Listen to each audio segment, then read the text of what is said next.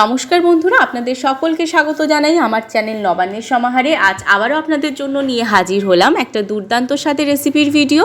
আজকে আমি বানাতে চলেছি দারুণ স্বাদের একদম অন্যরকমভাবে বরবটির এই রেসিপিটি। এই রেসিপিটা একদম অন্যরকমভাবে আমি বানাচ্ছি, আর খেতে কিন্তু দুর্দান্ত হয়। গরম গরম ভাতের সাথে এরকম একটা বরবটির রেসিপি থাকলে কিন্তু আর কিছুই লাগবে না।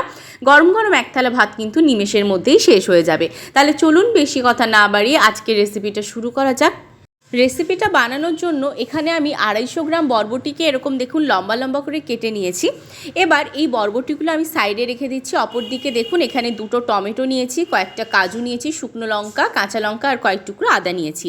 এবার অপর দিকে দেখুন আমি গ্যাস জ্বালিয়ে কড়াই বসিয়ে তার মধ্যে পরিমাণ মতো জল দিয়ে এই সমস্ত উপকরণগুলো দিয়ে দিচ্ছি। জলের মধ্যে দিয়ে একটু ভাপিয়ে নেব সময় নিয়ে। ফিরে এলাম বেশ কিছুক্ষণ পর। দেখুন ভালোভাবে জলটা ফুটে উঠেছে। এগুলোকে আমি ভাপিয়ে নিয়েছি। এবার এগুলোকে নামিয়ে নিচ্ছি একটা পাত্রের মধ্যে। এবার আবারও ওই কড়াই বসিয়ে দিয়ে তার মধ্যে দিয়ে দিচ্ছি পরিমাণ মতো সাদা তেল।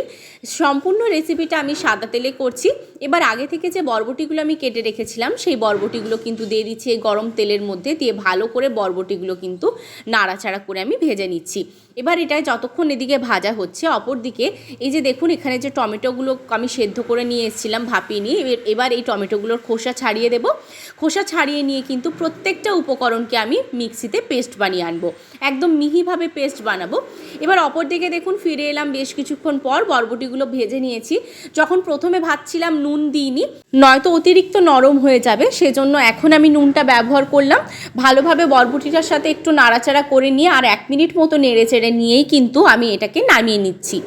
এবার ওই কড়াইয়ের মধ্যে আবারও দিয়ে দিচ্ছি পরিমাণ মতো সাদা তেল।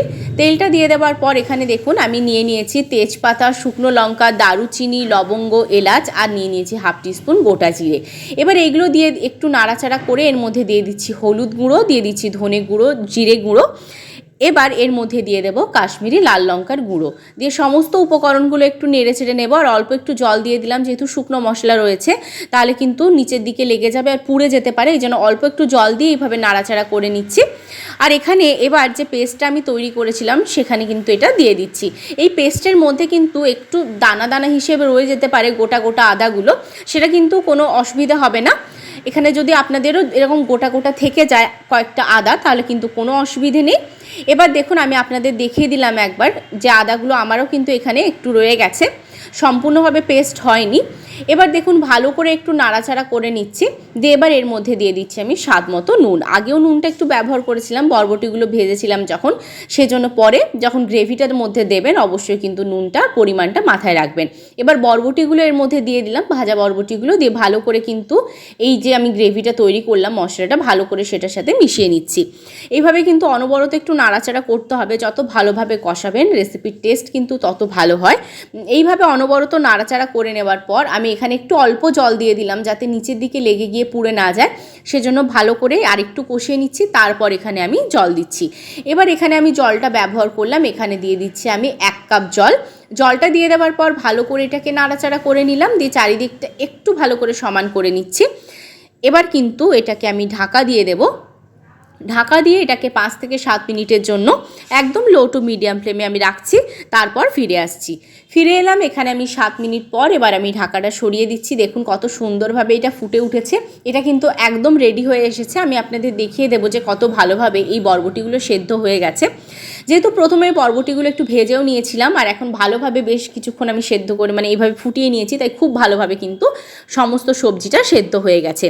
এবার আমি এখানে ছড়িয়ে দিচ্ছি পরিমাণ মতো চিনি। এখানে 1/2 টিস্পুন চিনিটা ব্যবহার করলাম। চিনিটা দিলে কিন্তু রান্নার টেস্ট খুব ভালোভাবে ব্যালেন্স হয়। চিনিটা দিয়ে দেওয়ার পর ভালো করে আমি নাড়াচাড়া করে নিচ্ছি। দেখুন এটা কিন্তু একদম রেডি হয়ে গেছে। আপনারা চাইলে এখানে গরম মশলা দিতে পারেন, কিন্তু যেহেতু প্রথমেই আমি ফোড়ন হিসেবে সমস্ত গরম মশলা দিয়ে দিয়েছিলাম সেজন্য আর পরবর্তীকালে গরম মশলার গুঁড়ো ব্যবহার করিনি। দেখুন এটা কিন্তু একদম রেডি হয়ে গেছে গরম গরম ভাতের সাথে সার্ভ করার জন্য। এই রেসিপিটা আপনাদের কেমন লাগলো আমাকে অবশ্যই কমেন্ট করে জানাবেন। ভালো লাগলে অবশ্যই সাবস্ক্রাইব করবেন। আবার দেখা হবে আরেকটা নতুন রেসিপির সাথে।